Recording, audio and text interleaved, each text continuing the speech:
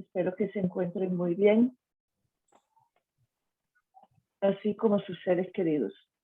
Reciban mis mejores deseos para que este año nos traiga más alegrías, más tranquilidad y más encuentros que el año pasado.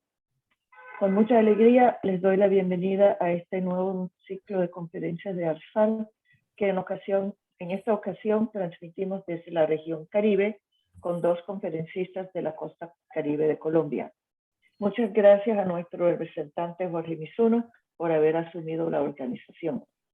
La próxima semana tendremos la intervención de Jesús Guerra. Hoy me complace enormemente presentar a Ana María Sagre. Conozco a Ana María desde hace muchos años cuando fue estudiante destacada en la maestría en educación de la Universidad del Norte. Posteriormente fue nombrada en la Universidad de Córdoba, eso es Córdoba, Colombia, donde es profesora titular del Departamento de Lenguas Extranjeras.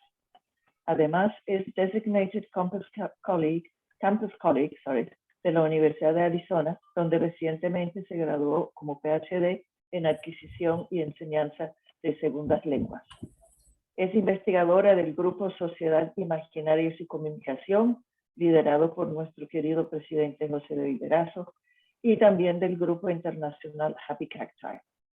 Su investigación se centra en la formación docente, la interacción en el aula y la interculturalidad, y ha sido publicada en revistas como Prole, ICALA, The Modern Language Journal, TESOL Quarterly, and Language Teaching Research. Su conferencia esta tarde se intitula Tensiones de los profesores para enseñar para la interculturalidad y la ruta hacia sus soluciones. Ana María, te dejo no la palabra, sino la pantalla. Bueno, Gillian, gracias por la introducción, gracias por la invitación. Bueno, yo he hecho esta presentación en 2 ocasiones. Es la primera vez que la hago en español y es la primera vez que la hago para ustedes. Hice algunos cambios de la presentación original. Algunas palabras sé que van a sonar un poco raras porque estoy acostumbrada a decirlas en inglés.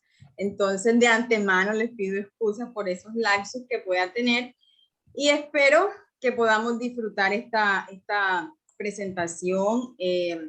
Este tema de investigación que yo decidí explorar nace de mi interés por conocer más a fondo lo que pasa en la educación en Colombia, en la enseñanza de las segundas lenguas. Les dije a Gillian que le iba a mencionar porque cuando se desarrolló mi interés por este trabajo, hablé con la profesora Norma y hablé con Gillian y les dije que quería investigar eso y recuerdo literalmente cuando Gillian me dijo, bueno, está bueno que mires cómo se ve la interculturalidad aquí, porque cómo hacen la interculturalidad aquí en los colegios públicos. Es una barbaridad o algo parecido. Hay que ver qué es lo que pasa allí. Bueno, entonces yo decidí explorar a ver qué era lo que pasaba allí. Me inspiró mucho ese comentario, me inspiró mucho el artículo 1000 veces citado de la doctora Barletta. Y pues les voy a compartir esa presentación y les voy a compartir los insights que yo creo, por ejemplo, no sé traducir insights, que yo creo que dejo, ¿no? Al área de la interculturalidad, de Teacher Education y también a ASF. Entonces voy a compartir la pantalla.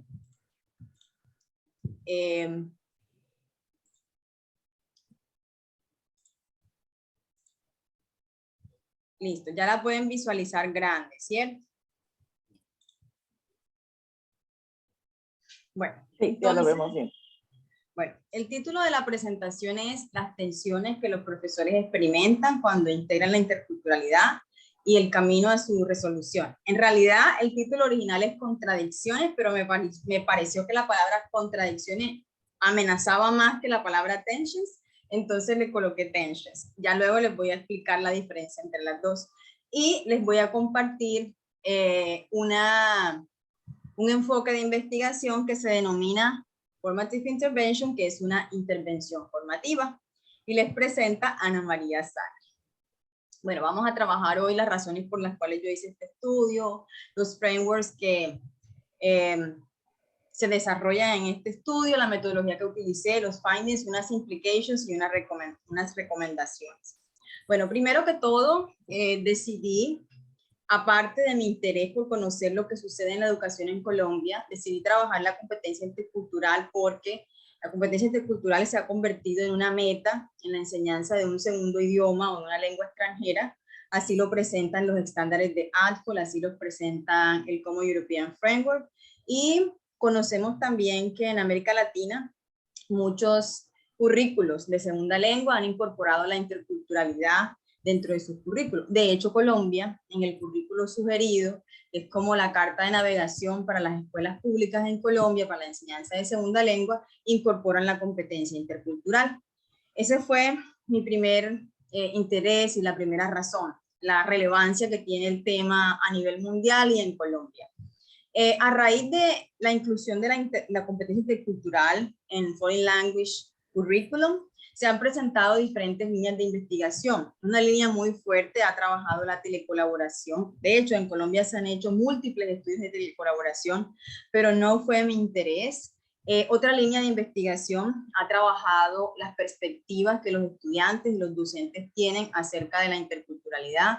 Muy específicamente, como les dije anteriormente, un artículo muy revelador lo escribió la doctora Barletta, donde narra cómo los pre-service teachers, los profesores en formación, tienen una concepción un poco, yo no sé si la palabra podría ser desvirtuada, pero tienen una concepción un poco tradicional acerca de lo que es la competencia intercultural. Ella hace el análisis e invita a que se hagan más estudios en Colombia relacionados con este tópico. A nivel mundial, Castro, Collins, Celso y Moore han hecho cuestionarios a gran escala en donde han conocido las percepciones que estudiantes y profesores tienen acerca de la interculturalidad. Mi interés está relacionado con esa línea de investigación que les presenté y con la tercera. La tercera línea de investigación en términos de interculturalidad y que es más reciente, trabaja la forma como se integra la interculturalidad y los retos que se presentan en la interculturalidad. Revelador allí el estudio de Byram and Crunch y el estudio de Kohler, donde invitan a que se estudie de manera más específica cuáles son esos retos que los profesores tienen y viven cuando van a integrar la competencia intercultural. Este fue mi interés de investigación, pero para estudiar esos retos y para estudiar cómo se integra la interculturalidad, yo decidí optar por un enfoque de la intervención formativa que estudia las contradicciones, y también trabajé el desarrollo de teaching practices, que más adelante les explicaré un poquito de eso. Basado en ese interés de investigación, presenté en mi estudio 3 preguntas. La primera pregunta es: ¿cuál es el concepto que tienen los docentes acerca de interculturalidad? Que es muy parecida a la segunda línea de investigación que les presenté. El segundo es: ¿cómo enseñan los profesores la interculturalidad en el salón de clases? Pero específicamente quería responder qué prácticas utilizan los profesores para enseñar y cómo las desarrollan.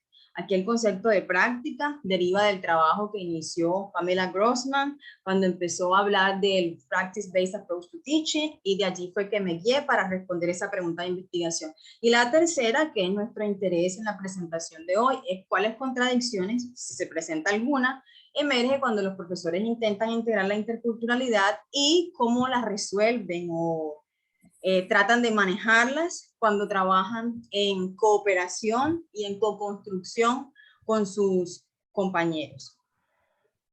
Para entrar en materia con el trabajo como tal, vamos a definir el concepto de interculturalidad y el enfoque que desarrollé en el trabajo.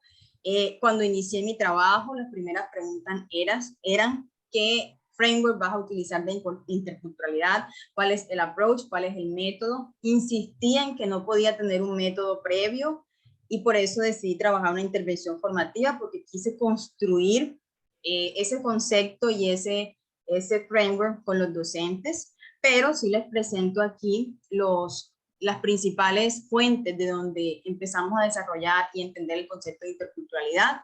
Nos referimos a Byram, quien presentó el concepto de Intercultural Competence en sus inicios, y nos muestra que es necesario, cuando se enseña la segunda lengua, que se haga una relación de la lingüística, de la semántica, del discurso y de la competencia intercultural. Más específicamente, él nos pide explorar el self, nosotros mismos, y explorar el otro, explorar rasgos culturales nuestros y explorar rasgos culturales de otras culturas. Seguidamente, Riesager valora el trabajo de Byron, pero señala de que es interesante que el estudiante, más que hacerle comparativos entre naciones y regiones, se entiendan las variaciones culturales que se presentan en el mismo momento en que uno viaja, cómo es importante alejarse de esa noción que tienen en los libros, ese enfoque que tienen en los libros, de manejar simplemente diferencias superficiales entre una cultura y la otra, asumiendo que Estados Unidos está formado por unos castillos bonitos y que eso es lo que hay que enseñar al estudiante. Y ella nos dice,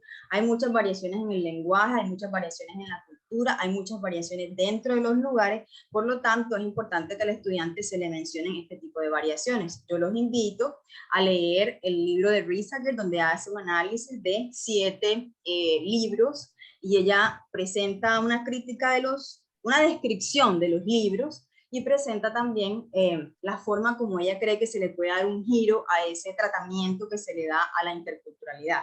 También nosotros tuvimos presente el trabajo que dirige Cranch. Cranch presenta una noción de interculturalidad más relacionada con el discurso mismo, y ella nos invita a que se analice al detalle el lenguaje cuando hablamos, el lenguaje de manera oral, el lenguaje escrito, y que cuando estemos trabajando la interculturalidad o la symbolic competence que ella menciona, trabajemos, por ejemplo, qué tipo de texto se está leyendo, o sea, la genre con la que está familiarizado SFL, quién escribe un texto, quién lo recibe, cómo varía lo que lo que se escribe en el texto, dependiendo de quién lo escribe, dependiendo quién lo lee. Y tiene un estudio bellísimo que también les recomiendo, donde describe la competencia simbólica y describe en diferentes salones de clases cómo se podría incluir un corte intercultural en clases donde se presenta un enfoque comunicativo. Y estos ejemplos que ella presenta están muy relacionados con el trabajo de SFL en términos de genre, de criticidad, bueno, y todo lo que conocemos en el bagaje de SFL. Y también nosotros, para la parte más práctica, tuvimos en cuenta un trabajo de Glisan y Donato, donde ellos definen unas prácticas de enseñanza que les hablé de ellas anteriormente, y explican cómo se pueden conjugar los productos, las prácticas y las perspectivas culturales en un salón de clase. Nosotros leímos estos frameworks, leímos sus definiciones, las estudiamos como grupo y desarrollamos ese concepto de interculturalidad holístico, en el que no solamente trabajamos la diferencia entre naciones y las comparaciones superfluas, sino que vamos un poco más. Bueno, esta es la parte de definición de lo que es la interculturalidad que trabajamos en el estudio. Como ya les dije anteriormente, hicimos una intervención formativa. ¿Pero qué es una intervención formativa? Este es un concepto que viene de Engelstrom.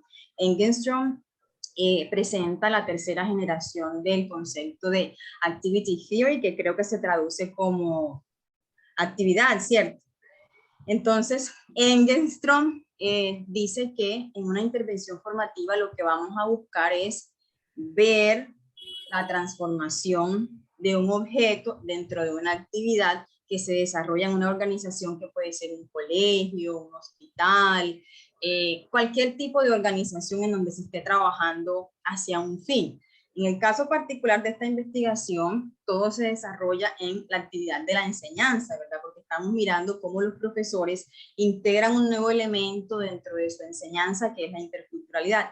Entonces, nos remitimos a la izquierda y estudiamos este triángulo muy famoso cuando se trabaja Activity Theory, en el que el concepto de Activity Theory se fundamenta en la relación que existe entre unos elementos que se manejan hacia la transformación de un objeto, que es lo que podemos observar en el triángulo. En este caso, en la investigación en particular, los sujetos serían las personas que hicieron parte de la investigación, en este caso son los profesores, porque ese fue mi objeto de estudio. Estábamos trabajando hacia la exploración, el entendimiento y la transformación de su objeto en términos de cómo enseñaba.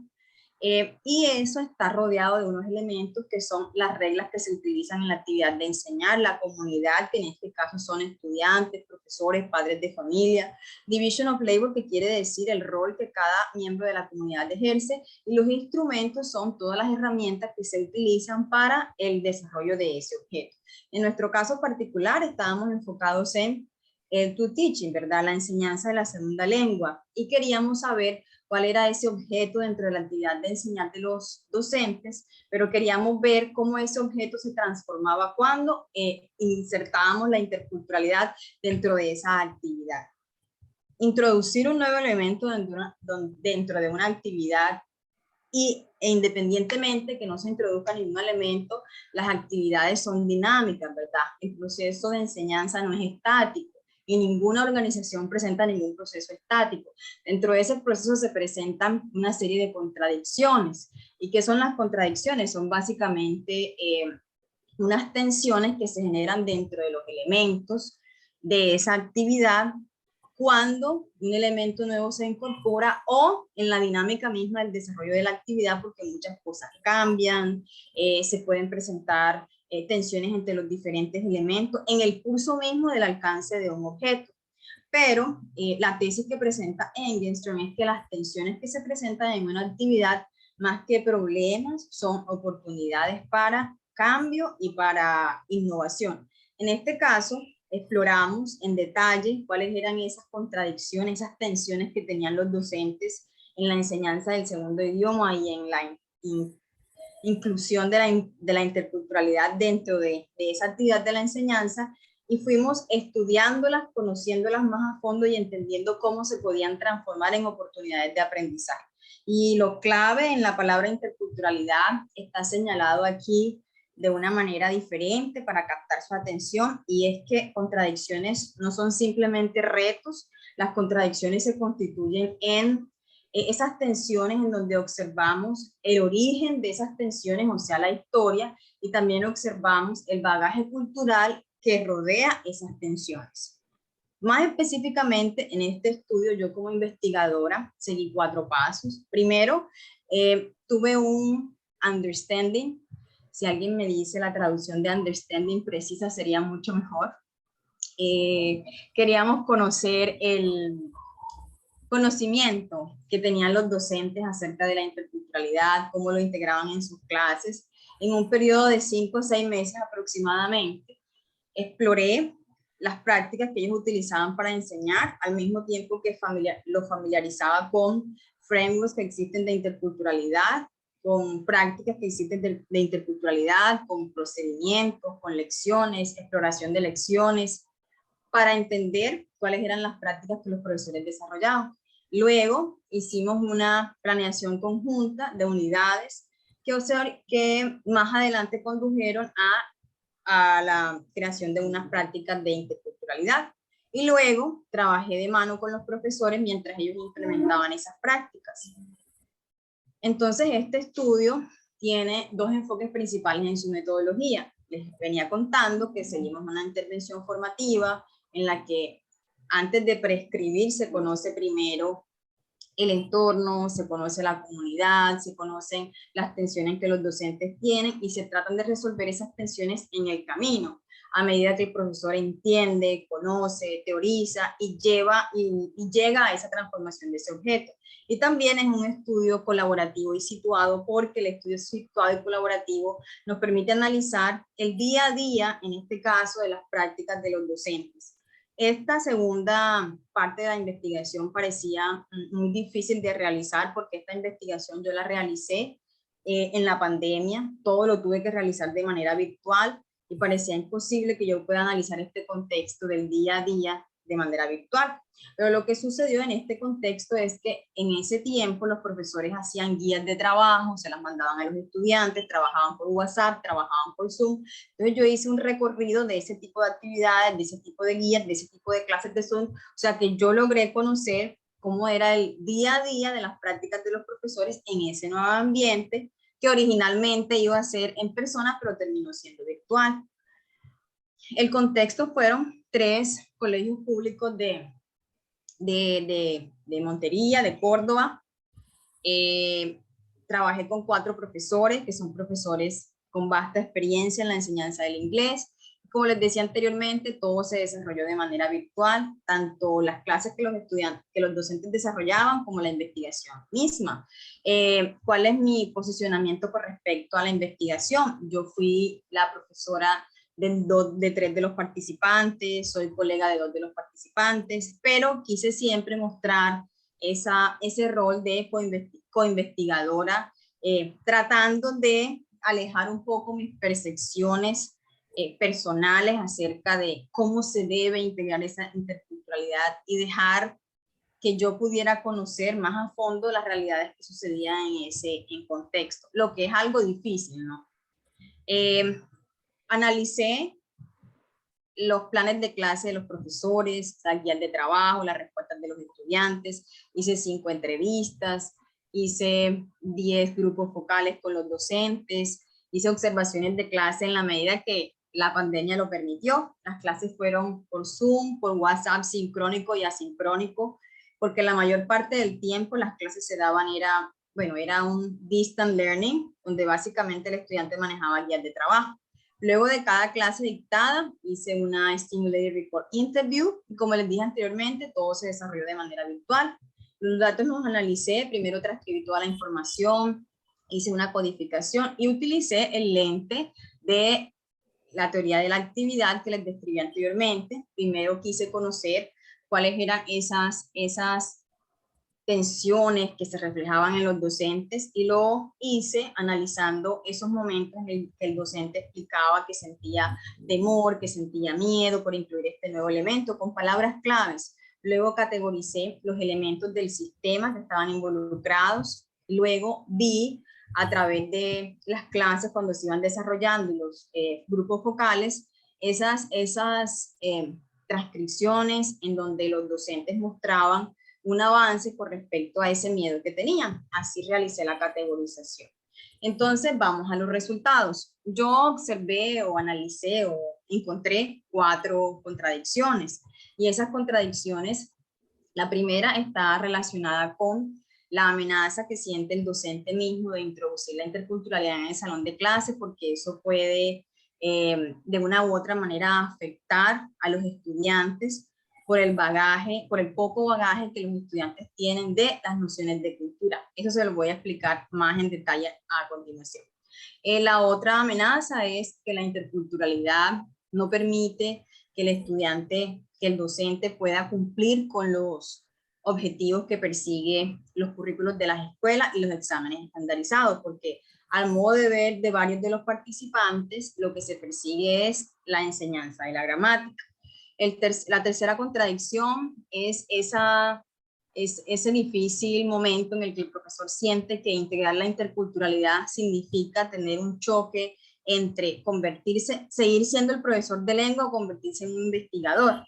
Y el cuarto conflicto está relacionado con la idea que el profesor tiene que si la interculturalidad se integra, entonces el docente tiene que utilizar mayormente la lengua materna. Vamos a describir cada una de ellas en más detalles con datos, con un poquito más de contextualización para entenderlas un poco más. Vamos a la primera.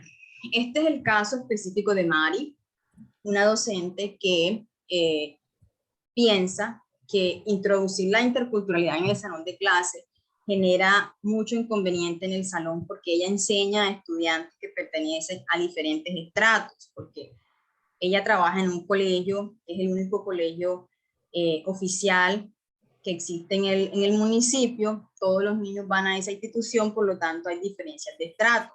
Para ella, esos temas de interculturalidad se deben evitar porque en un salón de clase hay niños que tienen mucho bagaje cultural de otras culturas, pero hay otros que desconocen eso en su totalidad. Entonces ella piensa que incluir ese tipo de temas es amenazante para su clase y que puede dañar la dinámica del salón. Pero esto basado, si analizamos la historia, entendemos que Mari cree que la interculturalidad es darle al estudiante a conocer New York, Chicago y todos esos elementos que se resumen y que nos presentan en los textos, los libros de texto que estamos acostumbrados a ver para la enseñanza del inglés.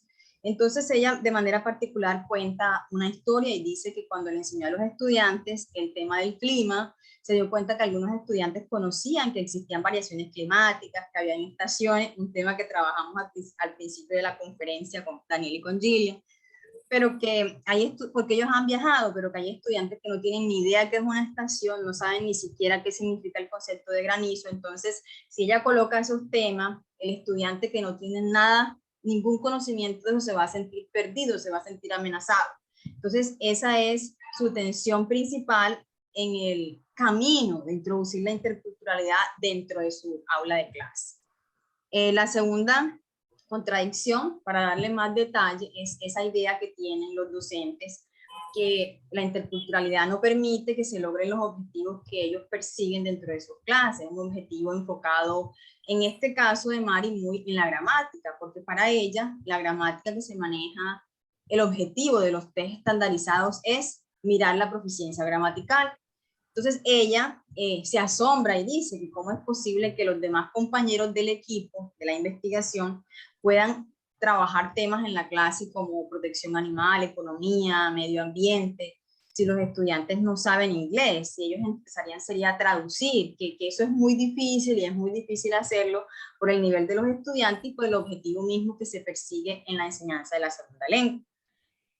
Una tercera contradicción es ese dilema que siente el profesor que tiene de que un profesor que trabaja la interculturalidad se tiene que convertir en un investigador.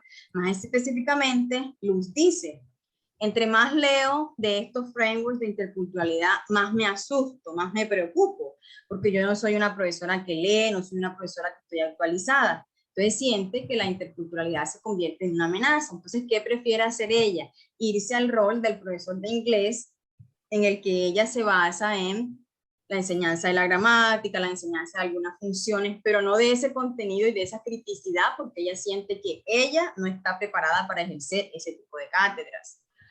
Y Joseph también argumenta que esa criticidad que envuelve la interculturalidad sería muy difícil a desarrollar en los estudiantes porque ellos no tienen esas nociones que tienen, ellos no tienen esas nociones y ese bagaje que deberían tener. Entonces terminarían simplemente diciendo que sí a todo lo que los profesores dicen, estando de acuerdo con ellos, porque no tienen el bagaje necesario para entrar a discutir un tema con el profesor. Y en la cuarta, aquí presenta Luz ese dilema de que si ella maneja la interculturalidad diferente y en vez de utilizar simplemente hechos, por ejemplo, la comida en Estados Unidos es esta, la comida en México es esta, la comida en Brasil es esta, y entra a trabajar las perspectivas y ahonda mucho más en el concepto de interculturalidad, le va a tocar utilizar la lengua materna. Y ella dice que ella no quiere hacer eso porque la lengua que ella usa es la segunda lengua, porque ella utiliza un enfoque comunicativo y en el enfoque comunicativo la segunda lengua es la que se debe usar. Entonces aquí existe, ¿verdad?, un desconocimiento del translanguaging y lo que translanguaging podría generar en esta idea de integrar la interculturalidad en las clases. Entonces todo este recorrido que les muestro a ustedes es para entender que esos miedos de los docentes no derivan de simplemente el hecho de no querer hacerlo, sino que tienen una historia que también está desarrollada, está relacionado con su bagaje cultural y que eso hay que entenderlo para poder trabajar con el estudiante, con el docente y proponer ideas que nos ayuden a manejar ese tipo de contradicciones. Por razones de tiempo me voy a concentrar en dos contradicciones específicamente para mostrarles datos de ese recorrido de esa contradicción. Mi disertación está disponible en la web si quieren leer más detalles de ella, pero me voy a concentrar en dos principalmente. Bueno, empezamos con la primera y vamos a trabajar el caso de Mari, donde ella piensa que la interculturalidad amenaza a su comunidad porque los estudiantes tienen diferentes estratos. Cuando desarrollamos este estudio con los docentes llegaron al acuerdo de que una de las prácticas que debería darse en la interculturalidad es trabajar con los estudiantes primero la cultura local, entender las prácticas locales para después entender las prácticas extranjeras. Por ejemplo, entender el concepto de clima local para poder entender cuál es el concepto de clima que se puede manejar en otros lugares. Mari hizo parte de ese grupo, tomó nota de lo que se manejaba en el grupo. Entonces ella, a lo largo de la investigación, empezó a insertar en sus planes de clase temas de interés, por ejemplo, el COVID, y decidió tomar una unidad, la que construimos como equipo, basado en un tema que ella siente que los estudiantes podían manejar, porque es un tema que todos conocen. Entonces ella decidió trabajar el tema del agua. ¿Cuáles son las prácticas de recolección de agua que tienen los estudiantes en Ciénega de Oro, que es el municipio donde ellos viven, y cuáles son esas prácticas a nivel mundial y cómo esas prácticas denotan unas perspectivas regionales, nacionales, internacionales? Es un tema pues interesante en el sentido de que estamos hablando ya no del idealismo de lo que es la Torre Eiffel, todo este tipo de elementos que llaman la atención de los otros lugares, sino que estamos hablando de temas, en este caso, que son muy interesantes porque hablan de temas cotidianos, ¿no? Entonces ella dice que escogió ese tema porque ella vivió en el municipio donde ella enseña, que sabe que los estudiantes sufren problemas de recolección de agua. Entonces ella siente que si ella trata este tema en el salón de clase, todos los estudiantes van a poder participar, ningún estudiante se va a sentir menos que otro, y por eso decidió utilizar este tema. Y también la motiva a ella a escoger temas diferentes a los gramaticales, el equipo, ¿no? Porque el equipo le está diciendo que en sus clases sí utilizan temas diferentes a los gramaticales. Entonces, como les comenté, Mari utilizó una unidad trabajando el agua, hizo el trabajo con estudiantes de 8º grado y su clase la desarrolló por un mes a través de WhatsApp, asincrónico a través de WhatsApp, grupo de WhatsApp del que yo hice parte. Entonces ella desarrolló toda una unidad donde trabajó las prácticas de recolección de agua, cuáles son esas prácticas locales, cuáles son esas prácticas mundiales, cómo afecta la escasez del agua a la sociedad, utilizó infografías, utilizó mucho lenguaje multimodal para poder llegar a los estudiantes. Y les quiero mostrar esta parte donde se nota una de las amenazas que Mari pudo sentir o que siente al momento de integrar estos conceptos, a pesar que es ese tema del agua que ella misma escogió. Una de las primeras actividades, ella le pidió a sus estudiantes que mencionaran actividades que ellos hacían con el agua, prácticas que utilizaban con el agua. Y los estudiantes le respondieron diferentes respuestas. Yo hago jugo, yo riego las plantas, yo lavo la ropa. Y después ella preguntó, ¿y cómo lavas la ropa? ¿La lavas a mano o la lavas con una lavadora? Entonces los estudiantes le empezaron a responder, con una lavadora, lavo a mano. Eso parece una pregunta normal, ¿verdad? Todo el mundo la puede entender. Pero una estudiante parece que esa pregunta no le gustó. Y ella dijo, pero lo importante es que yo lavo la ropa, que es la que estoy señalando ahora mismo. O sea, queriendo decir que eso de la máquina para lavar no era relevante porque ella no la tiene y ella tiene que lavar la ropa a mano. Y eso parece algo sin importancia, ¿verdad? Pero sí tiene una importancia y tiene un bagaje cultural. En pueblos como el donde ella vive, tener una máquina, una lavadora es un privilegio, no todos los estudiantes la tienen. Entonces, en ese caso, la niña está diciendo que ella no la tiene y que la profesora no debe preguntar eso porque lo importante es que ella lava la ropa y punto. Y este era uno de los miedos que ella tenía, que los estudiantes sintieran esa inequidad, que sintieran ese tipo de prejuicios y que eso les fuera a generar problemas en el momento de realizar la clase. ¿Cómo reaccionó Mari? Es una de las cosas que más me llama la atención. Ella dice, ¿no? Responde en ese momento con un emoji de risa, le dice, claro que sí, por supuesto. Y en este momento, recuerden que ella está utilizando WhatsApp, no puede hablar con los estudiantes, no puede hacer ningún lenguaje gestural, simplemente está utilizando este tipo de iconos para desarrollar la clase, pero lo interesante es que la estudiante le responde con el mismo, un emoji muy parecido, lo que parece indicar que la estudiante está a gusto con la respuesta de la profesora. También utiliza un signo de admiración y es como muy enfática, ¿no? Este precisamente era uno de los miedos de ella, entonces ella nos cuenta que en el momento donde ella vivió esa experiencia, sí fue un poquito amenazante, pero recordó que el lenguaje que utilizan los estudiantes en este momento es el lenguaje de los emojis, el lenguaje de los stickers. Ella quiso alinearse a esa forma de comunicación que utilizan los profesores, que utilizan los estudiantes, le respondió al estudiante de esa manera y parece que eso le ayudó al estudiante a aceptar esa pregunta que la profesora le hizo. Entonces, aquí yo me detengo y les digo que Amador y Adams han hecho un trabajo bellísimo acerca de el rol que el afecto y el humor genera en el salón de clases. Entonces yo creo que esto lo podemos percibir aquí en este momento de la investigación.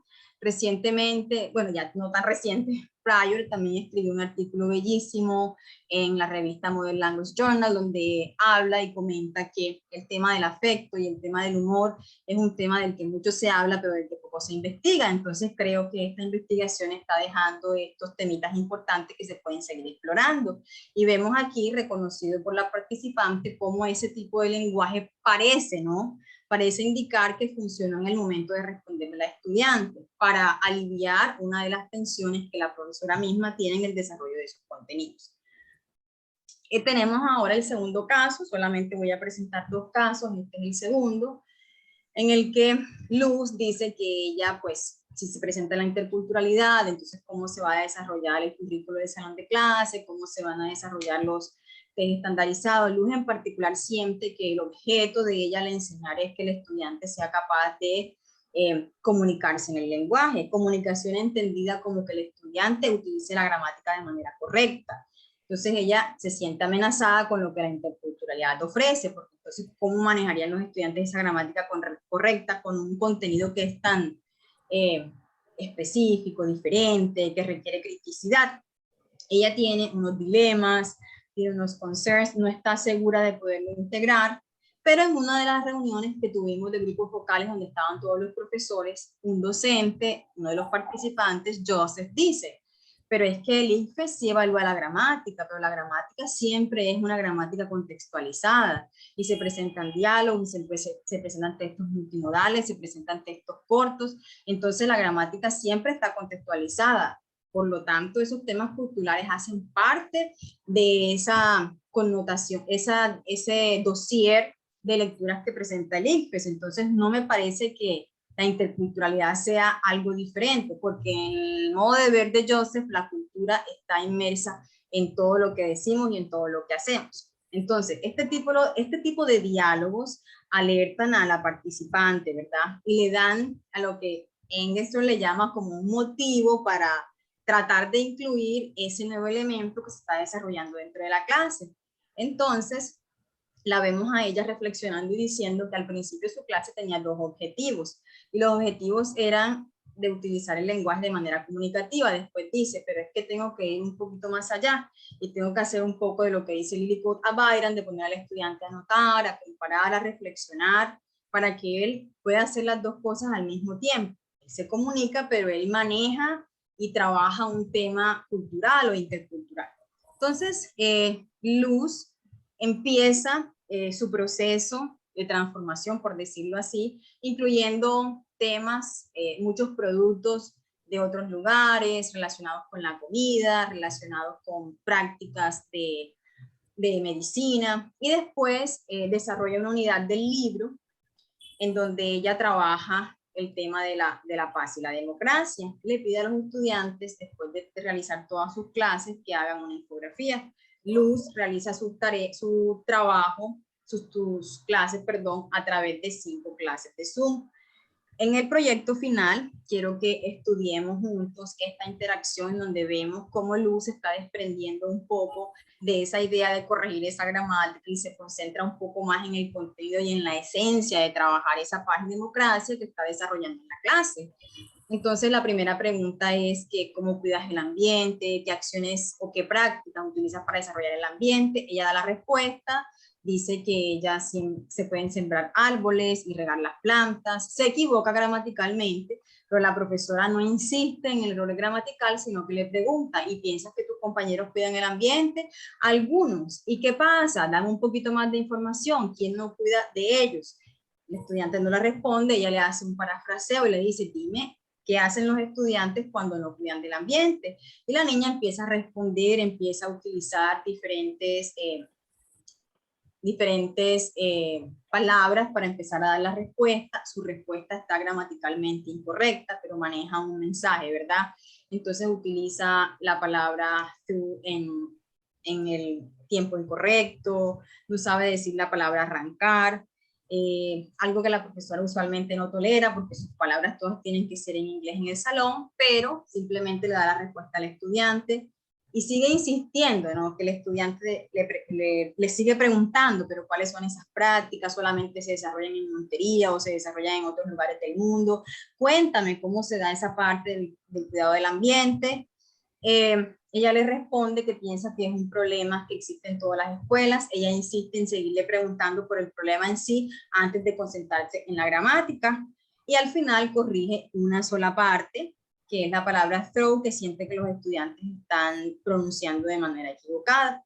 Entonces, ¿cuáles son las reflexiones de Luz con respecto a esto que pasó? Ella dice, por un lado, siente que esto fue un paso que dio, que se atrevió a integrar estos elementos, ¿verdad? Pero ella dice que le va a tocar enfatizar más la gramática en otras lecciones porque tiene que asegurarse que los estudiantes en realidad obtengan los objetivos del lenguaje, porque ella siente de que si desarrolla mucho los tópicos, que en este caso sería la parte de paz, de democracia, y hace esas distinciones culturales e interculturales, los estudiantes no van a estudiar bien esa gramática que ellos necesitan estudiar. Entonces aquí voy yo, ¿verdad?, a presentar una reflexión acerca de un trabajo reciente de Glisan y Donato, no estoy segura si es 2020-2021, en donde ellos hablan y critican esa forma como los textos vienen trabajando la contextualización, que simplemente las contextualizaciones son unas contextualizaciones superfluas porque en realidad lo que se quiere que haga el docente es que le enseñe al estudiante un tema gramatical por mucho que se presente un tópico. Y yo creo que eso es lo que está sucediendo en este caso. La profesora dice que tiene un enfoque comunicativo porque ella trabaja una language function, pero siempre se regresa a la gramática y quiere que la gramática esté usada de manera correcta. Entonces... perdón, 5 minutos, Ana María, por favor. Sí. 5 minutos para terminar. Sí, por favor. Bueno, estoy en el tiempo. Gracias. Bueno, entonces quise presentarles el recorrido de esas dos contradicciones. Hay más ejemplos, pero solamente tengo tiempo de presentarles esos dos. ¿Cuáles son las recomendaciones, las implicaciones que yo siento que este trabajo deja? Primero que todo, el hecho de explorar esos retos y esos conflictos con una perspectiva que mira la historicidad y la cultura, nos lleva a entender mejor cómo el docente está desarrollando este tipo de temáticas, cómo las puede mejorar y cómo puede avanzar. Como les dije anteriormente, juntos empezaron a integrar esa parte intercultural de una manera más consciente, porque todos lo estaban integrando. Eso es una práctica que hacemos regularmente. La cultura está inmersa en el lenguaje, ¿verdad? Yo soy de las personas que defiende esa posición, pero acá lo hacían de manera más consciente. Y eso nos llevó a que los docentes pudieran desarrollar una serie de prácticas que, si bien están apenas iniciando, si bien apenas están floreciendo, se nota que hay una pequeña transformación.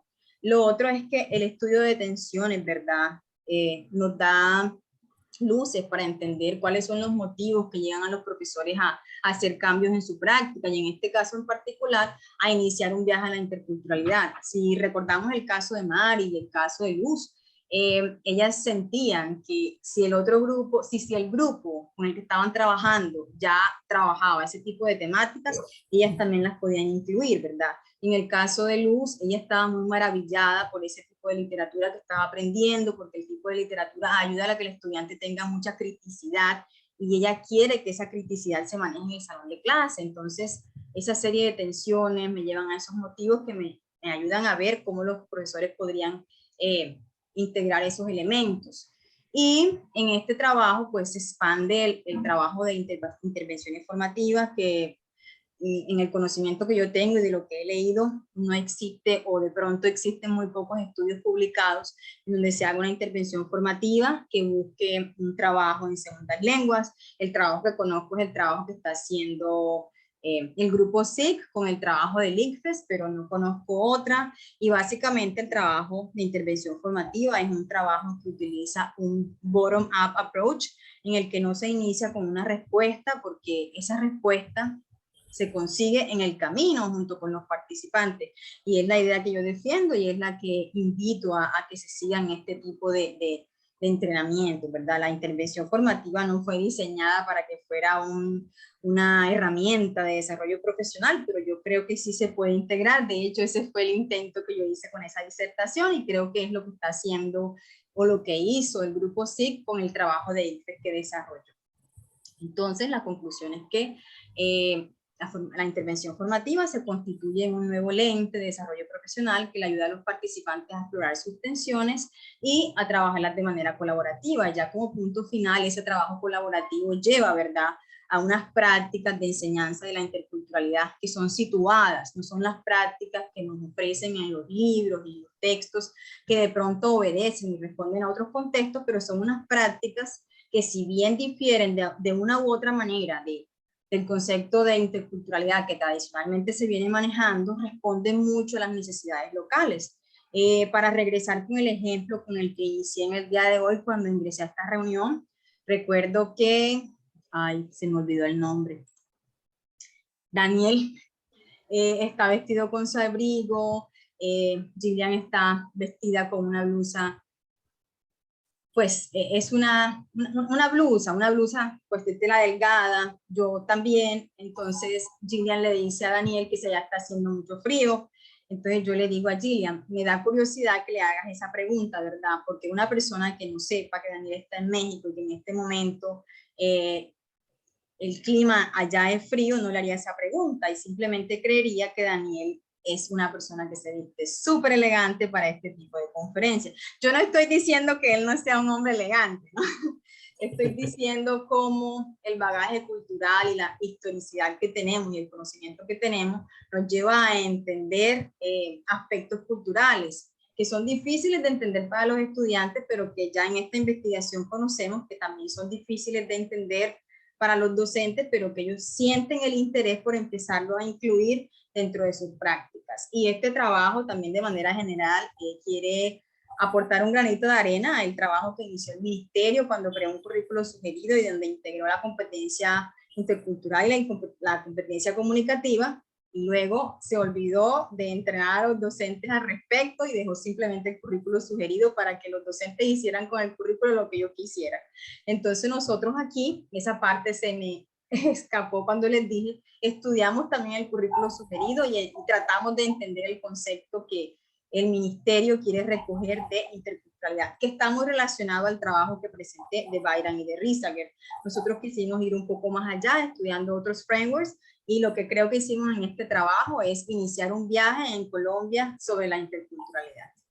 Eso es lo que tengo para decirles, y si están interesados en la biografía, aquí hay unas referencias, no están todos, pero estaré more than happy de compartir las demás con ustedes. Como les comenté, les recomiendo mucho este trabajo de Crunch, de Symbolic Dimensions. Les recomiendo mucho el trabajo de Karen Riesager, donde hace el análisis de texto, sobre todo porque sé que SFL trabaja mucho el análisis textual. Y eso es lo que tenía para decirles. Bueno, muchísimas gracias, Ana María, por esa presentación tan interesante y que suscita tantas inquietudes. Quiero preguntar si me están escuchando, porque a mí se me desapareció la reunión. Yo los veo a ustedes. Ah, bueno, ok. Estamos. Voy a aprovechar un poquito mi rol de moderadora para empezar a hacer unas preguntas y después sí, pues abro la sesión de preguntas a todos los presentes. Aunque la verdad es que no sé exactamente por dónde empezar porque hay tantas cosas interesantes. Primero que todo, felicitaciones, porque creo que lograr esto con todo virtual realmente es una hazaña. Segundo, me gustó muchísimo el ejemplo del agua en Ciénaga de Oro y me hizo pensar que esto no es solamente asunto de interculturalidad, digamos, entre hispanohablantes y angloparlantes, sino también es una oportunidad para investigar otras partes del mundo donde se habla inglés, no solamente, porque difícilmente en Estados Unidos tú vas a encontrar a alguien que tiene que utilizar ¿cómo se llama? The pump, para La bombear bomba. agua. Sí. La bomba para tener agua. Pero si tú vas a Sudáfrica, ahí sí los vas a encontrar. Y son angloparlantes. O sea que es como una oportunidad de hacer, mire, inglés no es solamente Estados Unidos e Inglaterra. Y hay diferentes experiencias culturales que se pueden comparar y compartir entre diferentes países. Me gustaría escuchar tus comentarios al respecto. Y otro aspecto es que me pareció que parte del problema es la falta de preparación de los mismos profesores. O sea, había una ahí que dijo que ella no es una profesora que lee, ella no lee, ni lee las noticias, ni se actualiza. Entonces, eso es muy difícil. Si el mismo profesor o la misma profesora no tiene ningún tipo de bagaje intercultural, ¿cómo lo va a incluir en su clase? Entonces, me gustaría que nos comentaras un poco esos dos aspectos. Bueno, Gillian, yo también estoy enamorada de ese ejemplo del agua, porque yo creo que hemos creído por mucho tiempo, y lo que yo he leído en los trabajos de telecolaboración, es que los trabajos de telecolaboración en Colombia se concentran en universidades privadas, en donde los estudiantes los colocan a estudiar con estudiantes de Estados Unidos y empiezan a trabajar temas tan fantásticos, temas tan, o sea, son cosas divinas, ¿no? Cuando vengas acá, ¿qué lugar piensas visitar? ¿Cuánto dinero piensas gastar? Eso está tan alejado de lo que nuestros estudiantes en los colegios públicos podrían hacer. Y por eso eso no significa que los estudiantes en ese colegio donde yo trabajé no estén haciendo interculturalidad, porque es que no se llama Interestados Unidos, Colombo, Estados Unidos, es interculturalidad, y eso significa la interrelación de las culturas, entendimiento, criticidad, respeto, apropiación de las diferentes culturas. Y diferentes culturas no están demarcadas por la región, no es Estados Unidos versus Colombia, porque no estamos compitiendo, estamos entendiendo, ¿cierto? Entonces, el ejemplo fue maravilloso, y durante el transcurso de la unidad, la docente empezó con esa parte del agua local, porque ella siente de que si no aprenden cuáles son las prácticas locales, no van a poder ver lo que pasa afuera. Entonces ella hizo algo muy bonito, que fue presentar una infografía en la que presentó el problema del agua que tiene el mundo entero, y ahí se lograron trabajar temáticas de que no solamente el problema era en Ciénega de Oro, que no solamente era el problema en Colombia, sino que utilizó una infografía muy clara donde se veía cómo ese problema estaba golpeando diferentes regiones del mundo. Y también acompañó eso con una serie de imágenes auténticas. By the way, soy una enamorada de la autenticidad cuando se está trabajando la interculturalidad. Entonces ella utilizó imágenes auténticas que encontró en la UNICEF. Entonces allí empezó a mostrar a los estudiantes imágenes. Así empezó una de las clases y les preguntó a ellos: ¿dónde creen ustedes que es esto? Estaba una persona recogiendo agua en un burro, la otra estaba recogiendo agua en su cabeza, y resulta que los estudiantes dijeron: esa es la guajira, profesora, esa es la guajira. Bueno, no lo estaban gritando porque era un chat escrito, ¿no? Pero como lo dicen con mayúscula, uno cree que lo están diciendo duro.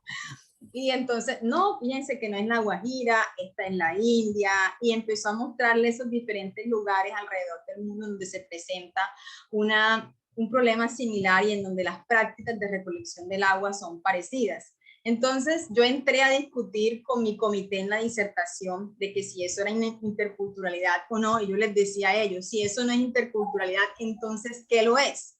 Porque una de las personas integrantes de mi comité ha vivido en Estados Unidos toda la vida y conoce muy poco de nuestras prácticas, ¿no? Entonces, desconocer nuestras prácticas nos lleva a decirle a los docentes: usted va a enseñar este tema que está aquí de interculturalidad, que es el que tiene este libro, y usted va a rayar disco con eso y va a enseñar a los estudiantes cómo es que funcionan las cosas allá en Nueva York, ¿verdad? Y eso está muy alejado de la realidad del estudiante. El estudiante hay que familiarizarlo con otras cosas. De hecho, uno de los profesores trabajó ese tema del clima, le enseñó primero a los estudiantes cómo era la situación de las seasons, cómo eso evolucionaba, por qué al estudiante le aparecía ese suéter en el vocabulario del weather siempre en los textbooks, ¿verdad? Siempre aparece un suéter y nosotros no usamos suéteres. Entonces le explicaba, ¿no?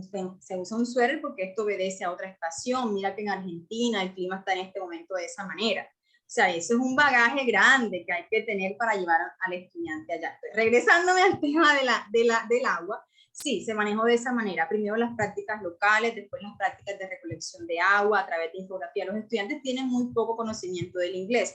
Entonces allí es donde la multimodalidad empieza a ejercer un rol bellísimo y es mostrar al estudiante no solamente el texto, este concepto me lo enseñó mi hermana recientemente, no un texto continuo, sino un texto discontinuo, que está lleno de muchas imágenes, de mucho acompañamiento de negritas, de números, de colores, para que el estudiante sea capaz de entender la infografía a pesar de que no entiende inglés. Y ese me parece que es un gran ejemplo para mostrar en los colegios, ¿no? Una infografía, fueron las imágenes sencillas, y el estudiante logró entender la problemática. Pero Gillian, también le mostramos la cara de los Estados Unidos y mostramos las técnicas de recolección de agua en los Estados Unidos. Pues yo les ayudé porque estaba allá y les grabé un video, ¿no? Entonces empiezan los estudiantes a discutir y eso me pareció también muy bello y lo tenemos grabado, donde dicen, ay profesora, pero entonces hay que irse para allá, y le dice la otra, ¿tú te imaginas cuánto cuesta el recibo del agua allá? Para que no la tengan que arriar. Bueno, yo estaba allá, ¿no? Yo estaba pagando un recibo de agua bastante costoso. Yo le decía, bueno, eso es cierto, ¿no? Estamos hablando de otro sistema, estamos hablando de un país donde tienen un sistema de acueducto diferente y sí, hay que pagar un recibo de agua bastante alto para poder manejar unas prácticas de recolección de agua diferentes, donde no haya que guardar el agua en un tanque. Y ha sido, ¿no? Enseñar al estudiante de que, y a los mismos docentes de la Universidad de Arizona, que esos temas sí son de interculturalidad y que también hay que enseñarse a los estudiantes.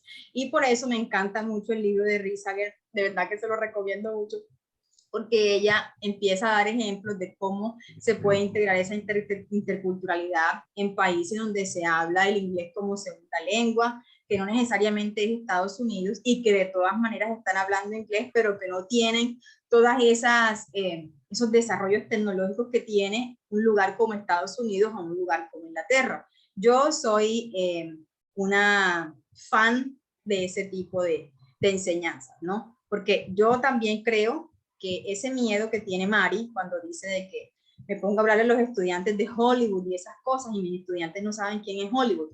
Una vez les habló de Hollywood y un estudiante le dijo, claro, Hollywood es el motel que queda saliendo del colegio.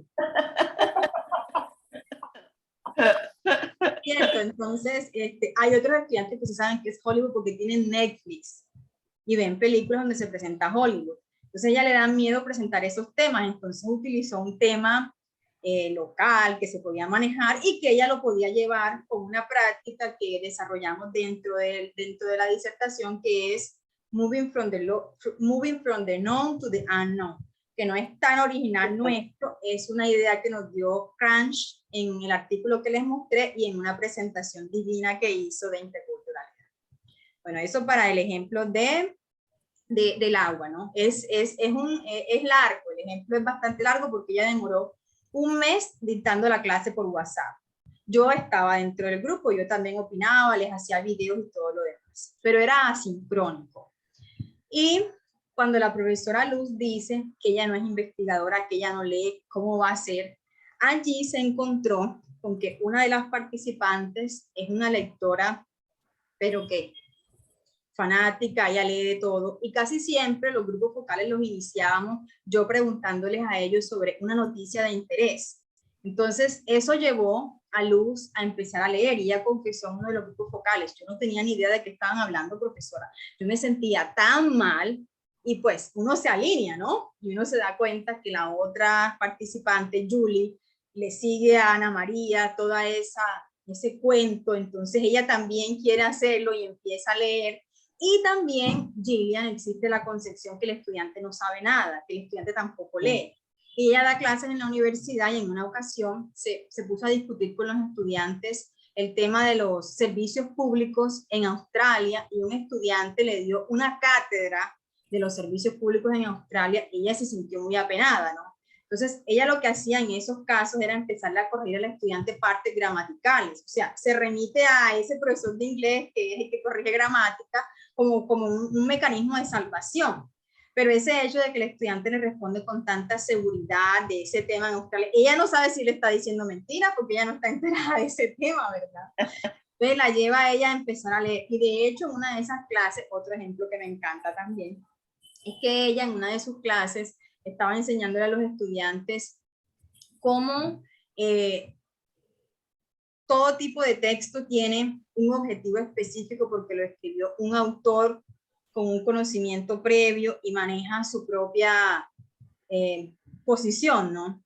Entonces ella le mostró a los estudiantes cómo nos veían a nosotros en Colombia con el caso de Tasajera, cuando ustedes saben lo que pasó con el carro tanque, que hubo bueno, sabemos el caso de Tasajera. Entonces ella empezó a mostrarle a los estudiantes diferentes, ¿cómo es que se llama el headline de los periódicos? Titulares. Los titulares, ¿verdad? En letras muy grandes, nos acompañó de muchas imágenes para que los estudiantes le entendieran, porque casi no saben inglés, y les preguntó a ellos, ¿ustedes qué piensan de estos titulares? ¿Están de acuerdo o están en desacuerdo? Pero ella sí se sabía esa noticia, y quiso incluir la noticia en el salón de clase porque ella sentía que ella también podía desarrollar ese tipo de noticias en el salón de clase. Es esa parte bonita de la intervención formativa en la que se trabaja colaborativamente. Yo me alineo con el otro, ¿no? Y esa es una de mis, ¿qué será? Esa es una de las partes que yo quiero regalar en esta investigación, de que ese trabajo colaborativo sí funciona. Entonces, verla a ella, incluir esa noticia, verla a ella utilizar, ella sí pudo hacer la clase por Zoom, ella sí utilizó más el lenguaje gestural, utilizaba el clic para poder generar significado, ella sí lo logró. Entonces, verla a ella, incluir la noticia, leer sobre la noticia, fue muy maravilloso. Sin embargo, ella confiesa, ¿no?, que hubo muchos momentos en los que ella pudo hacer más en términos de criticidad, de reflexión, pero que no pudo porque ella no lee mucho, pero que esa es una de las lecciones que le deja un trabajo de esa magnitud. Pues ya superó el miedo y dio los primeros pasos, ¿verdad? Sí, porque eso de incluir la lección, y como yo resalté mucho siempre en la disertación, o sea, a una persona le parecerá que eso es tan sencillo, tan elemental, pero no es tan sencillo porque esta profesora no hacía ese tipo de temáticas en el salón de clase porque le tenía mucho miedo. Incluir esa noticia y con tanta emoción, ese ejemplo de Tasajera, y quererlo discutir y preguntar al estudiante cuál es la perspectiva que tú piensas que tienen entonces de nosotros. Vamos a subrayar las palabras en el texto en las que nos están criticando, porque en los headlines utilizan la palabra robar, utilizan la palabra, otra que es fuerte, matar. Entonces decían, miren cómo nos están viendo, o sea, llevar a que el estudiante haga esa reflexión porque ella está empoderada de esa noticia, para mí es un cambio. Claro que sí. Muchas gracias, Ana María. Bueno, ahora sí, ¿quién más quisiera comentar o preguntarle algo a Ana María? Tenemos una pregunta Sí, dale, Daniel. Tenemos una pregunta en el chat de Jesús. No sé si quiera hacerla a viva voz o la leemos. Sí, buenas tardes. Muchas gracias a Ana María por esa presentación tan interesante. No logré escucharla toda porque estaba en una reunión y apenas terminé de salir. Pero me llamó mucho la atención esa tensión que parece existir entre la pedagogía del lenguaje y la pedagogía de la interculturalidad. Y me preguntaba, Ana María, si crees que esto puede estar asociado con la teoría del lenguaje que subyace a la enseñanza del inglés en este contexto, que de alguna manera establece una escisión categórica entre cultura y lenguaje. Que las divide, ¿no? Exacto. Sí, yo creo que ese es uno de los principales problemas. Creer que el profesor de lengua es uno y el profesor de cultura es otro. Por eso, la inserción de la cultura dentro del triángulo de la actividad genera amenaza. Dentro del grupo, ellos son 4 participantes. 3 de ellos creían que eso eran cosas diferentes, pero uno de ellos decía e insistía, pero si es que es igual, todo el lenguaje la cultura está inmersa en el lenguaje, ¿cómo lo vamos a ver como algo diferente? Pero eso es difícil que un profesor lo entienda, y difícil que un profesor lo explore, pero yo sí creo, Jesús, que el hecho de que el profesor crea que son dos cosas totalmente diferentes, lo llevan a hacer el divorcio y a acentuar el divorcio. Si no ve que existe una relación, va a ser muy complicado. Afortunadamente, dentro de las tareas que estudiamos, Cranch es la principal defensora de la relación, regálenme la palabra, la relación estrecha que existe entre lenguaje y cultura, y pues ellos leyeron y escucharon mucho, todos leímos y escuchamos a Cranch, ella hablando de la relación que existe entre las dos partes, que no se puede hacer la división.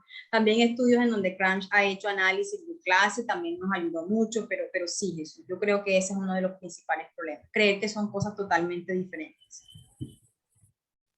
Gracias, Ana María, muy interesante. Bueno, me encanta compartir mis insights con ustedes. No sé si alguien más, Daniel, ayúdame con el chat porque a mí se me desapareció de mi pantalla. Sí, creo que ya no hay más en el chat, pero bueno, yo sí quisiera preguntar. Bueno, al principio mencionabas, ¿no? Que afortunada o desafortunadamente te tocó la pandemia, entonces a lo mejor ya tenías planeado hacer el estudio con clases presenciales. Sin embargo, pues resultó que el foco o el objeto de investigación fueron las clases en línea. Sí. Pero creo que al mismo tiempo es bueno tener ya resultados de investigación basados en clases en línea, ¿no? Porque pues muchos de nosotros fue una primera experiencia, una experiencia nueva, y ahora creo que es muy interesante ver, ¿no? ¿Qué resultados de investigación se obtienen a través de este nuevo contexto?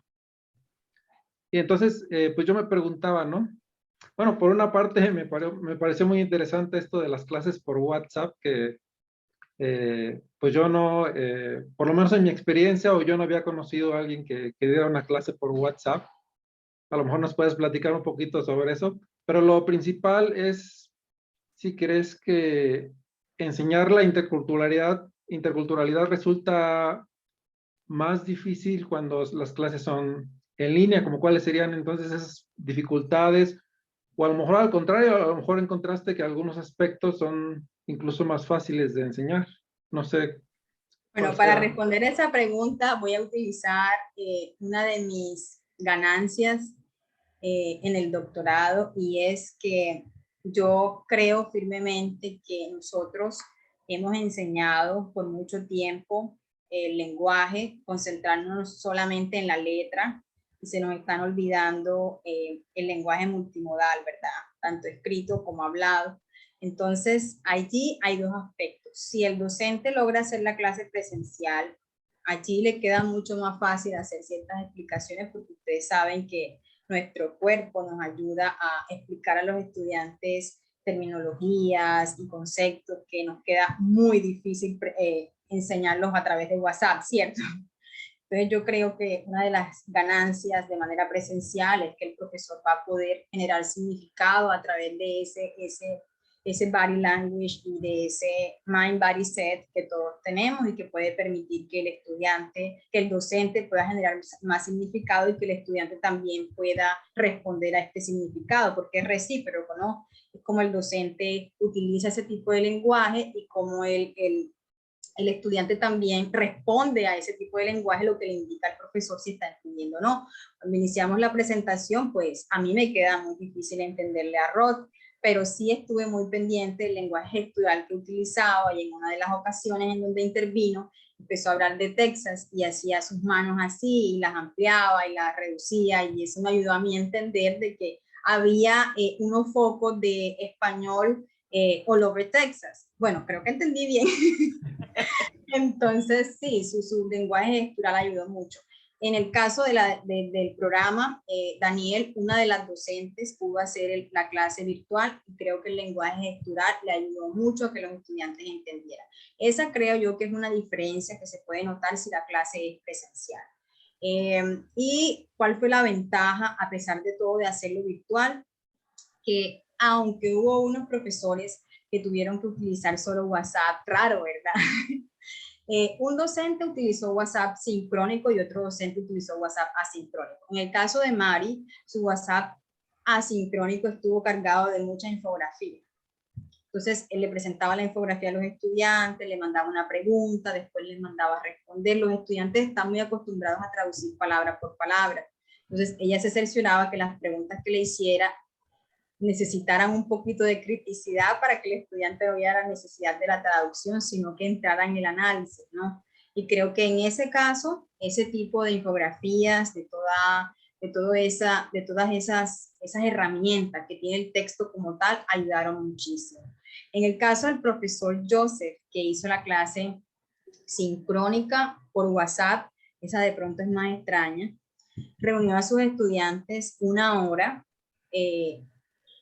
2 veces a la semana, y entonces les mandaba una guía de trabajo e iban respondiendo la guía de trabajo por WhatsApp. ¿Cómo hacía él para darse a entender? Él les mandaba la pregunta número 1, por ejemplo. El estudiante respondía. Si el estudiante tenía algún error y él quería corregirle el error, entonces él utilizaba todos esos gadgets que hay en WhatsApp, de subrayarles la palabra, de utilizar negrita, también les mandaba muchos emojis, y así lograba darle a los estudiantes feedback, y los estudiantes también se lograban comunicar con él de esa manera. Por ejemplo, había veces que le hacía preguntas a los estudiantes, que si cuál era la respuesta de ellos en la pregunta número 1, y ellos no sabían, y como estaban hablando en inglés, porque el propósito que él tenía era que hablaran en inglés, ellos mandaban una X. La X indicaba que ellos no entendían, que no habían hecho ese punto. Entonces, ese análisis, ¿verdad?, de ese texto acompañado de esas herramientas que existen dentro del texto, pero que nosotros muchas veces las obviamos, le ayudaron mucho a los estudiantes a entender. Tengo esas transcripciones, me encantaría tener tiempo de compartírsela porque todas las analicé para poder entender cómo funcionó ese tipo de instrucción en ese medio de comunicación como es ese WhatsApp sincrónico y asíncrónico. Sí, creo que sí, muchas veces se obviaba la multimodalidad en clases presenciales, ahora ya en una clase en línea sería imposible, ¿no? No tener en cuenta estos elementos. Exactamente, pero fíjate, Daniel, que la profesora que enseñó las clases en Zoom, ella también utilizaba imágenes en Google para poderle explicar las cosas a los estudiantes, utilizaba mucho el mouse también, y empezaba a recorrer cuando quería decirles algo. Recuerdo que en una ocasión ella les quería describir a ellos lo que era la cultura palenquera, y les presentó una imagen auténtica de las palenqueras desarrollando sus prácticas, ¿no? Entonces utilizaba mucho el mouse para explicarles a ellos que estaba hablando de la ponchera, para explicarles que estaba hablando de las frutas. Sí, fue recorrer mucho con ese mouse, con imágenes auténticas, porque ustedes saben que cuando son dibujos y son pinturas, algunas veces no se resaltan algunos aspectos. Entonces, utilizar las imágenes auténticas ayudó mucho para que se pudiera dar la conversación. Y aquí otro punto clave es que la profesora dice que uno no habla español en la clase de inglés, no se habla español. Entonces ella también entendió un poquito de que sí se puede utilizar el español, ¿cierto? Eso no tiene nada de malo, sobre todo cuando se trata de la parte de contextualización. Pero es todavía una parte que hay que trabajar con los profesores porque tienen una posición tan radical, ¿verdad?, que hace que en algunos de los casos no se puedan discutir estos temas porque el docente siente que se está traicionando. Que si uno hace CLT, uno no habla en español. Son creencias, ¿no? Y hacen parte de una historia con las que hay que lidiar. Claro, sí creo que una parte importante de los resultados de tu investigación son esas creencias, ¿no? Que resultan en un tipo de práctica pedagógica en el salón. Así es. Si yo hago esto o no hago esto, porque esto es lo que creo y por la cultura misma, ¿no? Porque en mi salón de clase tengo diferentes estratos, entonces yo tengo que ser careful con el tema que trabajo con los estudiantes. Son muchos miedos. Sí.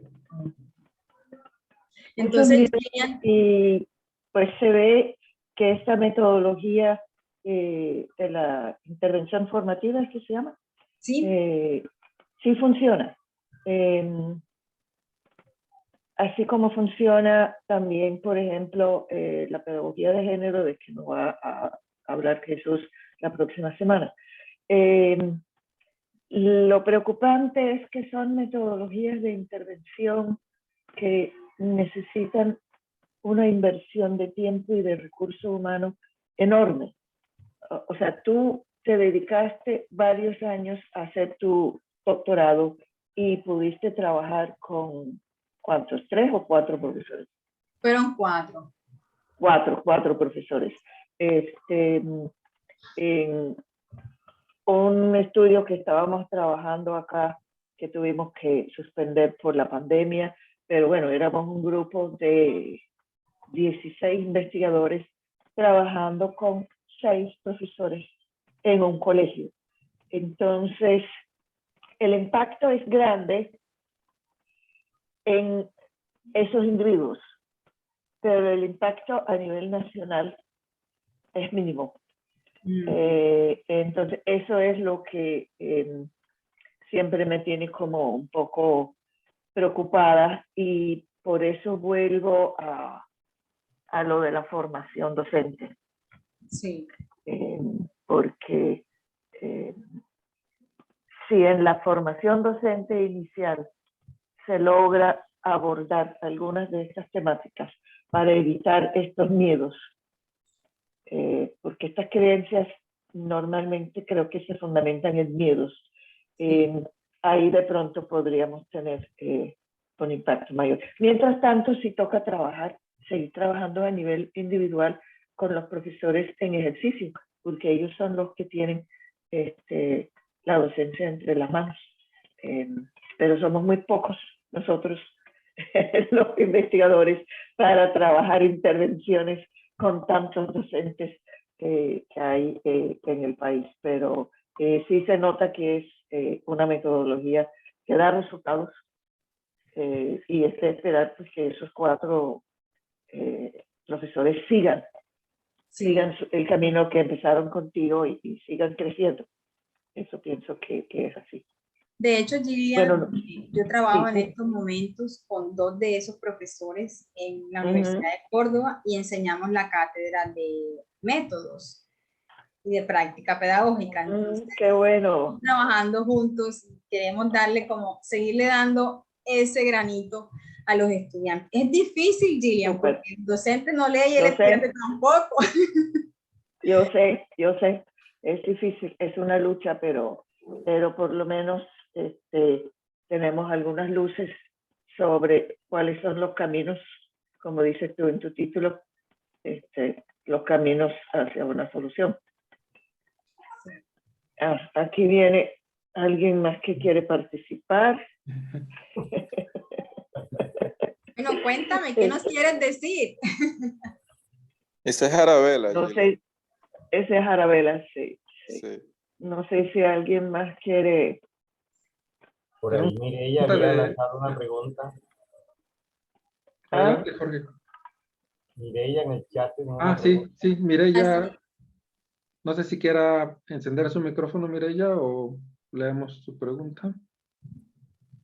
No, realmente es una inquietud que tengo desde el conocimiento, desde el desconocimiento, ¿sí? Porque pues realmente yo no he tenido la oportunidad de trabajar en estos tipos de aulas con estudiantes para enseñarles inglés o otras lenguas.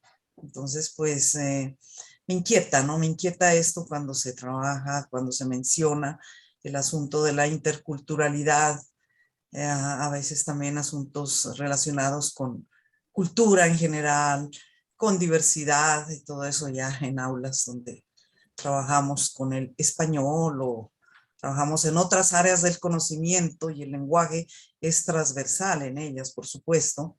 Entonces siempre me hago esa pregunta, ¿no? ¿Uno enseña estos temas o más bien enseña a aprender a reconocer? Entonces, no, simplemente es una inquietud que tengo allí, a ver qué me diría Ana María al respecto, ¿no? Si Yo creo que uno hace un awareness, ¿verdad? Uno le hace un awareness al estudiante, le hace un awareness al coinvestigador y le dice, esto de la interculturalidad existe en cada minuto, cada instante de la vida. Y uno lleva a que esa persona, como ya uno tiene ese awareness, bueno, yo creo que lo tengo, yo veo eso en todas partes, que lleva a que la otra persona reconozca esa interculturalidad en su enseñanza, en su práctica diaria y en cada elemento que lee y cada elemento que explora. Ya de lo que hace esa persona cuando tiene ese awareness y los conceptos que se genera, las apreciaciones que genera y los juicios que genera son propios, ¿no? Porque yo conozco diferentes rasgos culturales de diferentes lugares y yo los apropio o no y decido cuáles utilizo o no. Ya eso es una decisión personal. Y la criticidad también es algo personal, pero yo sí creo que uno da esa semilla, ¿verdad? Para que ese docente empiece a ser consciente que él sí puede integrar los dos elementos, que sí puede abandonar ese divorcio, que yo no sé si es que nunca se casó o es que en el camino se divorció. De pronto fue que nunca se casó. Entonces, ahora que Gillian lo comenta, ¿verdad? Eso hay que enseñarlo en los programas cuando estamos formando a los estudiantes, de que ese divorcio se tiene que casar. Más bien, no le hablemos a él de divorcio porque él no se ha casado. Vamos a enseñarle a él de que ese matrimonio existe, hablemosle de ese matrimonio para que él pueda integrar ese matrimonio en su quehacer pedagógico. Entonces yo creo que es un proceso de awareness que se hace con el docente en formación para que él pueda más adelante identificarlo y empezar a integrar. Yo creo que ustedes esta noche van a pensar en algunas prácticas culturales, creo yo. Y es simplemente porque me escucharon un rato hablar de eso y de pronto les va a llamar la atención, ¿cierto? Les voy a dar otro ejemplo aquí. Gillian está presentando a su ¿cómo se llama, Gillian? Arabela, está presentando a Arabela en el salón de clase, ¿verdad? Sí, mi mamá es la que está aquí sentada. Gillian presenta a Arabela, mi mamá no hace ningún comentario al respecto, porque para ella el escenario de los humanos es el escenario de los humanos, ¿verdad? Ana María Sagre pensaba igual, porque yo fui criada por ella, ¿no? Pero ya yo no pienso así, ¿cierto? Ya yo eso lo entiendo y para mí es lindo que Arabela haya entrado y que esté haciendo ese contacto con Gillian. Ya yo eso lo entiendo, pero para yo entender eso, estuve inmersa en un contexto donde eso es totalmente normal. A mi mamá eso le cuesta.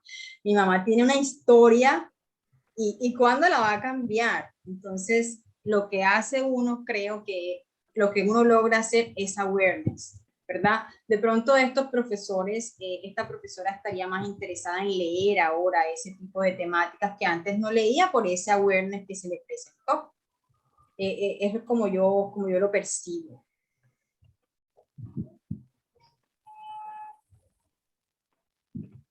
Muy bien. ¿Alguien más? Bueno, entonces nuevamente muchísimas gracias, Ana María. Creo que nos has dejado a todos con muy pensativos y con muchas inquietudes. Y pues me alegra mucho que hayamos iniciado así nuestro ciclo de conferencias de ALSFAL para este año. Y les recuerdo tanto a los que están presentes como a los que nos vean en estos días en YouTube, que el próximo viernes a la misma hora, es decir, a las 4 en México, a las 5 en Colombia, a las 7 en Chile, Argentina, Uruguay y sur de Brasil, tendremos la conferencia del profesor Jesús Guerra. Bueno, que pasen muy buena noche. Qué rico verlos a todos.